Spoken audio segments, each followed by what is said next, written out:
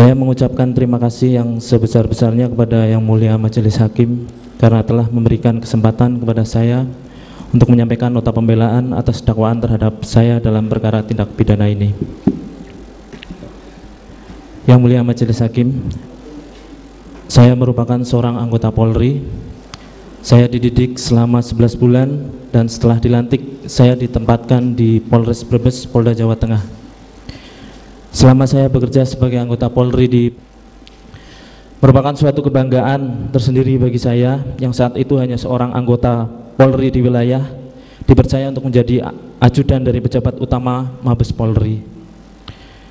Saya sangat berharap semoga semakin banyak wawasan dan pengetahuan yang bisa saya peroleh sehingga apabila nanti kembali ditugaskan di Polres Brebes dapat memberikan kontribusi bagi kemajuan Polres Brebes. Lingkungan kerja yang baru menuntut saya untuk segera beradaptasi dengan cepat. Ritme pekerjaan, tingkat kesibukan, cara bertindak dalam mendampingi seorang pejabat utama Polri sangat berbeda dibandingkan pada saat saya menjadi driver atau ajudan Kapolres. Tetapi suasana kerja perangkat baik driver, ajudan maupun sipil tidak berbeda jauh ketika Bapak Ferdi Sambo menjabat sebagai Kapolres Brebes. Bapak Ferdi Sambo, Ibu Putri, serta putra dan putri beliau memperlakukan kami semua seperti bagian dari keluarga beliau sendiri. Beliau juga memperhatikan keluarga kami, kedekatan kami tidak seperti hubungan pimpinan dan bawahan. Tetapi meskipun demikian, kami juga harus sadar dan tahu ada batas-batas yang tidak boleh kami langgar.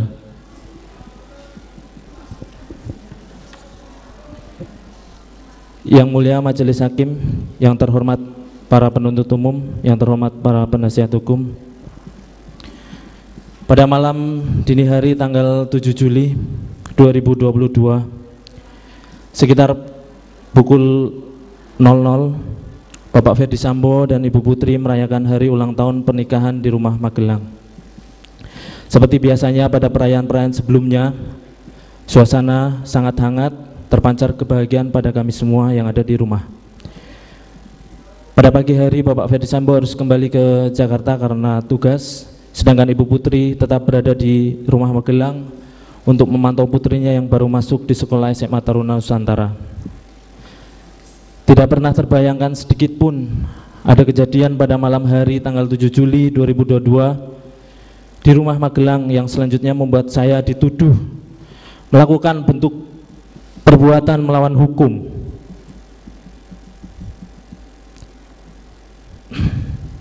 Sehingga membuat saya harus duduk di sini di hadapan majelis yang mulia untuk membacakan nota pembelaan atau pledoi pada hari ini.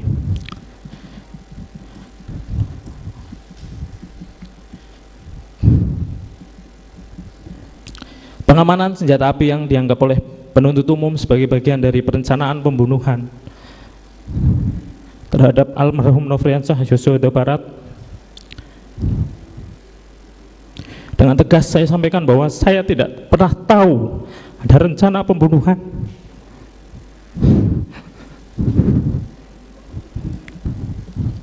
Dalam rencana tersebut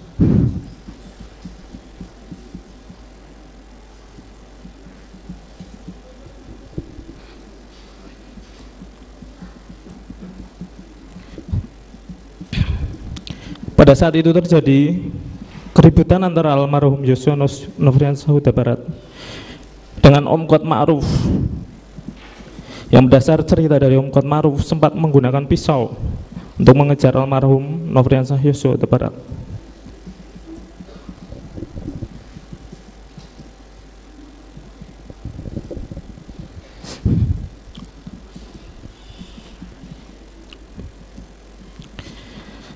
Saya sebagai seorang anggota Polri, sebagai senior, sebagai yang dituakan, melakukan tindakan mengamankan senjata api sebagai bentuk antisipasi dan mitigasi resiko terjadinya keributan kembali di antara mereka.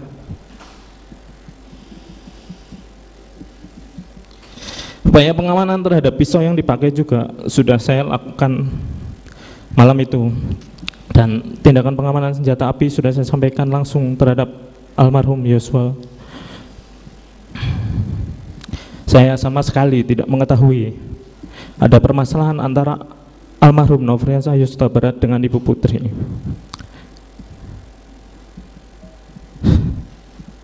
Saya tidak pernah tahu bahwa ada ancaman yang dilakukan oleh almarhum Nofriansah Yosua Barat kepada Ibu Putri. Selain itu, yang mulia majelis hakim, saya tidak pernah ada permasalahan baik secara pribadi maupun kedinasan dengan almarhum Yosua. Dari keterangan saksi yang ada di persidangan, tidak ada yang menyebutkan ada perintah terkait mengamankan senjata. Didukung hasil pemeriksaan poligraf kepada saya dengan isu apakah ada seorang yang menyuruh mengamankan senjata milik Nofriansah Yosua. Yang saya jawab tidak ada dan sudah terindikasi jujur. Berdasarkan pada keterangan saksi Bapak Ferdi Sambo, Ibu Putri, Om Kuat dan Susi yang menyatakan mereka tidak mengetahui bahwa saya telah mengamankan senjata milik almarhum Nofriansah Yosua Barat. Hal ini juga diperkuat keterangan yang termuat dalam berkas surat tuntutan yang dikemukakan oleh penuntut umum bahwa terdapat komunikasi antara Bapak Ferdi Sambo dengan Ibu Putri yang tidak pernah saya ketahui pada Jumat dini hari tanggal 8 Juli yang menyatakan bahwa Ibu Putri meminta Bapak Ferdi Sambo untuk tidak menghubungi ajudan atau yang lain dan menyatakan Ibu Putri takut apabila terjadi sesuatu yang tidak diinginkan mengingat almarhum memiliki senjata. Saya tidak pernah dihubungi oleh Bapak Ferdi Sambo pada tanggal 7 maupun 8 Juli 2022. Berdasarkan keterangan saksi yang sudah hadir dalam persidangan ini, termasuk saksi dari operator seluler, menyatakan bahwa tidak ada komunikasi elektronik antara saya dengan Bapak Ferdi Sambo.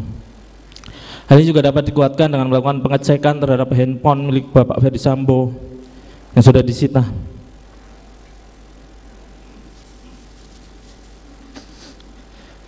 Mohon izin yang melanjutkan yang mulia majelis hakim. Pagi hari tanggal 8 Juli 2022, saya diperintahkan secara mendadak oleh Ibu Putri untuk mempersiapkan dan ikut mengantar beliau pulang ke Jakarta. Sebagai seorang bawahan, sudah menjadi hal yang wajar untuk memenuhi tugas dari seorang pimpinan. Dalam hal ini Ibu Putri sebagai istri dari Kadif Propam, perintah yang disampaikan juga jelas, tidak ada kaitannya dengan tuduhan yang mengatakan saya sudah mengetahui dan menghendaki kemungkinan dilakukannya sesuatu terhadap almarhum Nofriansah Yosua Barat. Setelah tidak ada hubungannya dengan perintah backup yang penuntut umum ambil dari keterangan setelah tiba di Jakarta. Perintah mendadak tentu mengakibatkan semua dilakukan secara terburu-buru, termasuk menurunkan barang-barang dan sekaligus senjata api yang telah saya amankan karena khawatir ada keributan lanjutan antara almarhum dengan Om Kuat Ma'ruf pada malam sebelumnya. Senjata tersebut saya letakkan di dashboard mobil LM bersamaan dengan meletakkan senjata steyr yang memang biasa diletakkan di mobil ibu. Selain itu memang almarhum Yosua sepengetahuan saya juga akan duduk di situ yang mulia, yang kemudian diasumsikan sebagai tindakan mengamankan senjata kembali dan respon dalam bentuk kehendak serta rencana yang saya sebagai judan yang terlatih untuk meluluskan dan mendukung kehendak Bapak Ferdi Sambo yang berencana meminta bantuan backup di Jakarta. Sekali lagi, penuntut umum memakai keterangan yang baru dikemukakan oleh Bapak Ferdi Sambo di Jakarta. Jika saya berniat untuk mengamankan kembali senjata almarhum Yosua Nofriansah Barat, akan lebih masuk akal bagi saya untuk meletakkan senjata tersebut dalam tas tumi milik saya, sehingga senjata tersebut selalu dalam penguasaan saya. Tidak pernah saya menyampaikan kepada siapapun bahwa jangan sampai almarhum Nofriansah Yosua Barat mengambil senjatanya kembali.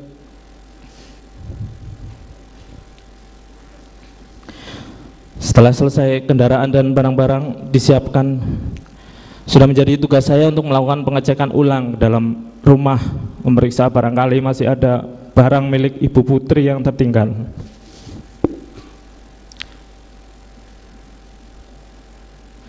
Ketika saya melakukan tugas tersebut, saya tidak tahu dan tidak pernah menyampaikan kepada siapapun tentang pembagian tempat duduk di kendaraan yang akan dipakai menuju ke Jakarta. Dalam berkas surat tuntutan selalu disampaikan bahwa almarhum Nofriansah Yosua Huta Barat harus selalu diawasi dan dikawal sejak awal berangkat dari Magelang ke Jakarta, pada saat berhenti di rest area maupun saat di rumah Duren 3. Tapi dalam berkas tuntutan tidak pernah menyebutkan perintah pengawasan dan pengawalan disampaikan oleh siapa kepada siapa, serta kapan dan di mana perintah itu disampaikan. Dimulai dari pembagian tempat duduk saat berangkat ke Jakarta yang tidak didukung satupun keterangan saksi atau bukti. Pada saat mampir di rest area tol untuk ke kamar kecil, dari keterangan saksi di pengadilan sudah jelas bahwa saya yang meminta kepada Patwal melalui HT karena saya sudah ingin buang air kecil. Jika memang harus diawasi, maka semestinya saya tidak boleh melepaskan pengawasan saya ketika di Saguling saya dipanggil oleh Bapak Ferdi Sambo. Dari semua keterangan saksi tidak ada yang saya perintah atau saya minta tolong untuk mengawasi keberadaan almarhum Yosua di Saguling. Dan terakhir di rumah Duren 3, ketika kami tiba dan semua turun dari mobil serta terlihat di CCTV yang sudah diputar di pengadilan, saya tidak pernah sedikit pun selalu memperhatikan gerak-gerik dan keberadaan almarhum Nofriansah Yosua Huta Barat. Saya tidak segera masuk karena harus memutar balik mobil yang akan digunakan Ibu Putri kembali ke Saguling setelah hasil PCR keluar. Saya tidak mempunyai penglihatan super yang mampu menembus pagar rumah untuk memastikan keberadaan almarhum Nofriansah Yosua Huta Barat sementara saya berada di dalam mobil. Dan sudah kita ketahui bersama yang mulia bahwa di bagian depan rumah Duren 3 juga terdapat garasi dan pintu pagar yang dapat terbuka. Sedangkan dari rekaman CCTV terlihat pada saat almarhum Nofriansah Yosua Huta Barat berada di sekitar tempat itu, saya sama sekali tidak pernah mendekat ke arah almarhum Nofriansah Yosua Huta Barat. Yang mulia Majelis Hakim, yang terhormat para jaksa penuntut umum, yang terhormat para penasihat hukum, dalam perjalanan dari Magelang ke Jakarta, saya sudah sampaikan kepada almarhum Nofriansah Yosua Huta Barat bahwa senjata miliknya ada di dashboard mobil LM. Setelah tiba di Jakarta, saya tidak pernah mengambil kembali senjata tersebut dengan tujuan untuk saya kuasai. Ketika kami duduk-duduk di depan rumah Saguling, saya juga tidak pernah melarang almarhum Yosua untuk mengambil senjata miliknya. Hal ini juga sudah dibuktikan dari semua keterangan saksi yang hadir pada persidangan ini. Selanjutnya saya mendapat perintah dari Bapak Ferdi Sambo untuk naik ke lantai 3 rumah Saguling. Sebagai bawahan tentunya saya mematuhi apa yang diperintahkan oleh pimpinan saya. Saya tidak tahu apa maksud dan tujuan Bapak Ferdi Sambo memanggil saya waktu itu. Percakapan yang terjadi antara saya dan beliau tidak seperti apa.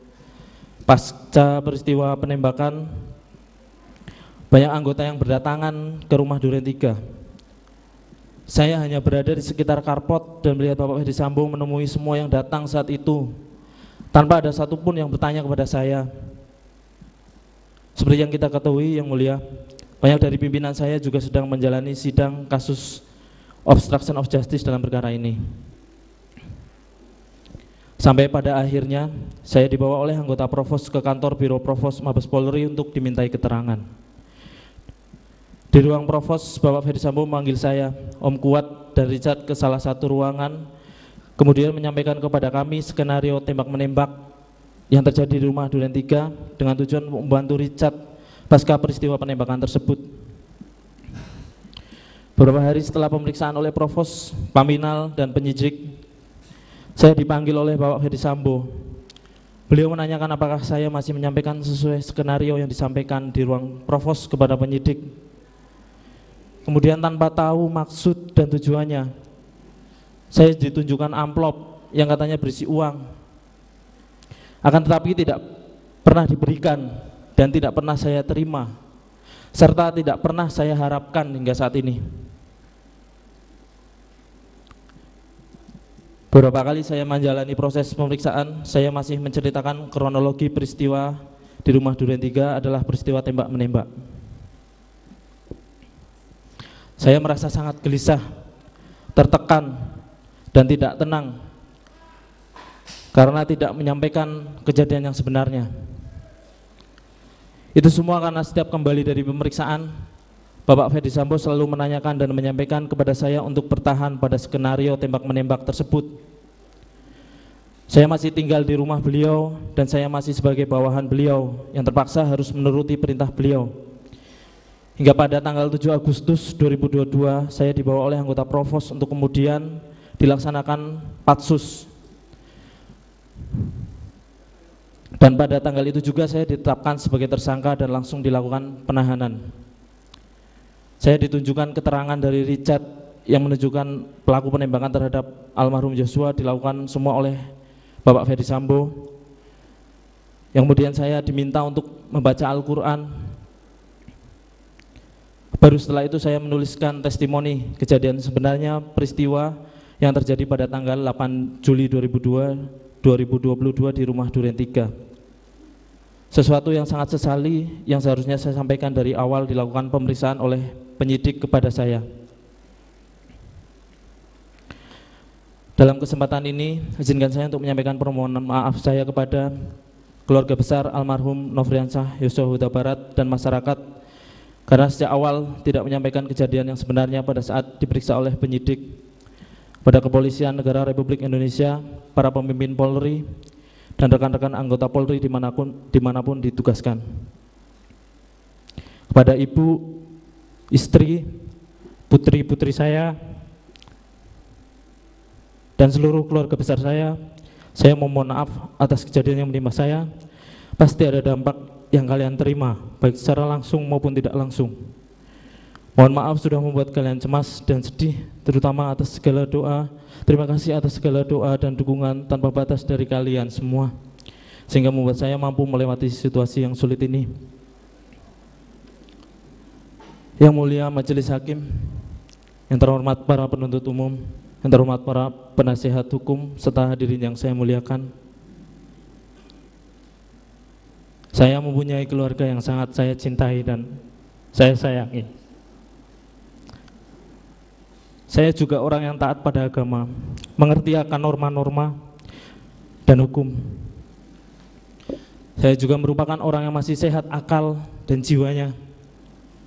Tidak pernah terbersit niat sekecil apapun dari dalam hati saya akan menabrakkan mobil yang saya kendarai bersama almarhum Joshua untuk mencelakai atau bahkan membunuh almarhum Joshua. Yang apabila saya lakukan hal tersebut sama saja saya berniat untuk bunuh diri. Dan saya tegaskan sekali lagi bahwa saya tidak pernah menyampaikan hal sangat tidak masuk akal seperti itu kepada siapapun. Yang mulia Majelis Hakim, saya merupakan anak pertama dari 2 bersaudara. Saya lahir pada tanggal 20 Oktober tahun 1987 di Banyumas. Saya juga seorang suami dan ayah dari 3 anak perempuan. Saya dibesarkan di sebuah desa kecil di Banyumas. Saya bersyukur telah dibesarkan di lingkungan yang sangat hangat serta menjunjung tinggi nilai-nilai keagamaan, moral, norma masyarakat dan hukum. Bapak saya merupakan seorang anggota Polri. Beliau adalah sosok yang sangat saya kagumi dan menjadi panutan bagi saya baik dalam cara mendidik anak-anaknya anggota dengan kami, tapi beliau selalu memprioritaskan keluarga. Beliau sangat memperhatikan pendidikan saya dan adik perempuan saya. Saya teringat sewaktu masih kecil, saya selalu diajak beliau untuk sholat berjamaah di musola dekat rumah kami, dan dengan sabar beliau mengajarkan saya cara membaca Al-Quran serta menghafal surat-surat Al-Quran. Hal ini menginspirasi saya untuk menanamkan pendidikan agama sejak dini kepada ketiga putri saya, seperti yang beliau lakukan untuk saya. Namun saat ini saya belum bisa melakukan hal yang sama untuk putri-putri kecil saya. Tanggal 25 Agustus 2010, saat saya sedang menjalankan tugas di Polres Brebes, saya mendapat berita duka bahwa bapak saya mengalami kecelakaan dan beliau meninggal dunia. Saya langsung bergegas pulang ke kampung halaman saya dengan hati yang sangat terluka. Saya merasa sangat terpukul. Beliau meninggalkan kami begitu cepat. Tapi saya harus ikhlas karena saya percaya semua itu terjadi karena Allah lebih sayang kepada beliau. Saya selalu ingat pesan dari almarhum bapak saya bahwa berbuat baik harus dilandasi dengan rasa tulus ikhlas tanpa mengharapkan balasan apapun dari perbuatan yang kita lakukan. Jangan pernah berprasangka buruk terhadap segala sesuatu, karena kita tidak tahu sebenarnya apa yang tidak kita ketahui. Sepeninggal almarhum bapak saya, ibu saya yang merupakan guru sekolah dasar harus membimbing saya dan adik saya seorang diri.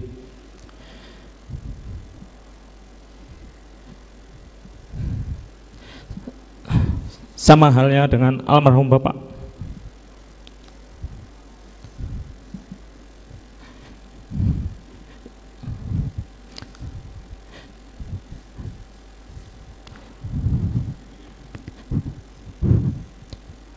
Ibu saya sangat menyayang saya.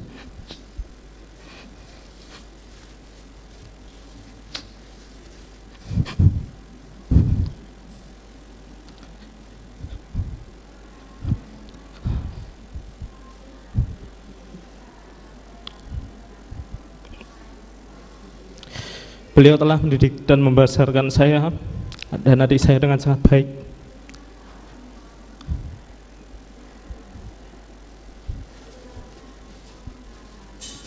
Beliau sosok wanita yang hebat, yang kuat, selalu berjuang dan rela mengorbankan segalanya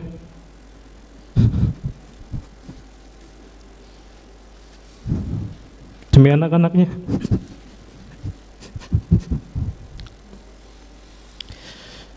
Beliau selalu mengingatkan kepada kami bahwa tempat terbaik untuk bergantung hanya kepada Allah Subhanahu wa Ta'ala. Saya percaya doa ibu akan selalu mengiringi langkah saya dan menyelamatkan saya dari segala musibah. Saat ini di usia beliau yang sudah lanjut, harus menghadapi cobaan dan ujian yang sangat berat, namun beliau selalu sabar, selalu ikhlas, selalu mengingatkan saya, menguatkan saya, dan percaya oh Allah akan memberikan pertolongan pada kami. Maafkan anakmu ini, ibu, sudah membuat ibu mengalami semua ini. Ibu adalah orang yang paling saya sayangi di dunia ini. Semoga Allah senantiasa memberikan kesehatan, keselamatan, dan perlindungan kepada beliau. Selain sebagai seorang anak, saya juga memiliki peran dan tanggung jawab sebagai seorang kepala keluarga. Saya mempunyai istri yang merupakan seorang ibu rumah tangga. Saya memiliki 3 orang putri. Putri pertama saya berusia 7 tahun. 2 putri saya masih balita.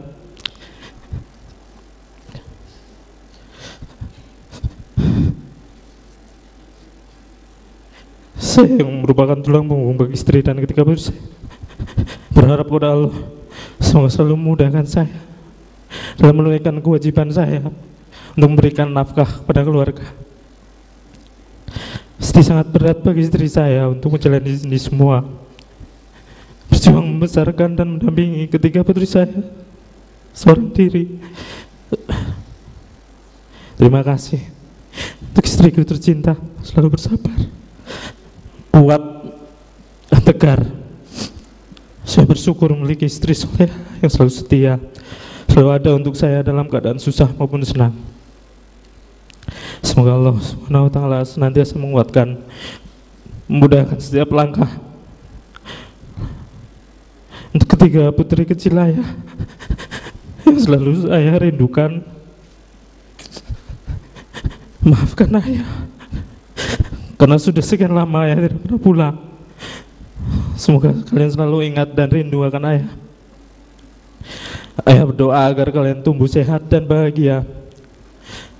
Semoga ayah bisa selalu ada untuk kalian, melindungi, mendampingi, serta membimbing kalian dalam bertumbuh. Semoga ayah segera kembali bersama-sama kalian.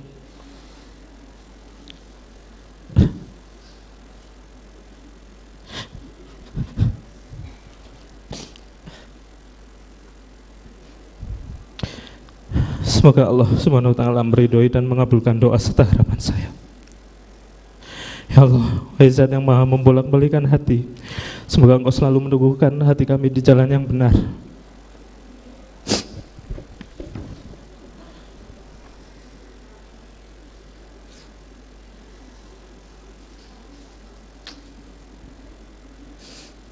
Yang mulia Majelis Hakim, yang terhormat para penuntut umum, yang terhormat para penasihat hukum, melalui kesempatan yang telah diberikan oleh Yang Mulia Majelis Hakim dalam nota pembelaan pribadi saya ini, saya ingin menyampaikan bahwa saya tidak pernah sedikit pun menginginkan, menghendaki, merencanakan atau mempunyai niat menghilangkan nyawa almarhum Nofriansah Yosua Huta Barat. Sama sekali saya tidak pernah mengetahui ada rencana pembunuhan terhadap almarhum Nofriansah Yosua Huta Barat. Saya tidak pernah melakukan perbuatan bersama-sama atau turut serta untuk menghilangkan nyawa almarhum Nofriansah Yosua Huta Barat. Jaksa penuntut umum meminta kepada Yang Mulia Majelis Hakim untuk memutus perkara ini. Demikian juga saya memohon kepada Yang Mulia Majelis Hakim untuk memeriksa dan memutus perkara ini secara adil. Saya sangat berharap kepada Yang Mulia Majelis Hakim agar menggunakan kedudukannya sebagai wakil Tuhan di muka bumi ini untuk memberikan putusan yang seadil-adilnya, bukan saja untuk saya, melainkan untuk istri, putri-putri saya, dan serta keluarga saya. Saya mohon kepada Yang Mulia Majelis Hakim dapat mencari kebenaran dalam persidangan ini berdasarkan pada fakta dan bukti-bukti yang ada. Saya berdoa kepada Allah Subhanahu wa taala supaya Majelis Hakim yang mulia berkenan menerima pembelaan saya, pembelaan yang saya ajukan, pembelaan yang akan disampaikan oleh penasihat hukum saya, membebaskan saya dari dakwaan dan tuntutan, serta memulihkan segala hak saya dalam kemampuan, kedudukan, serta harkat dan martabat saya. Demikian pembelaan pribadi saya yang saya sampaikan kepada Yang Mulia Majelis Hakim dalam persidangan ini. Dari Rutan Salemba, Cabang Kejagung, hormat saya terdakwa Riki Rizal Wibowo. Terima kasih Yang Mulia.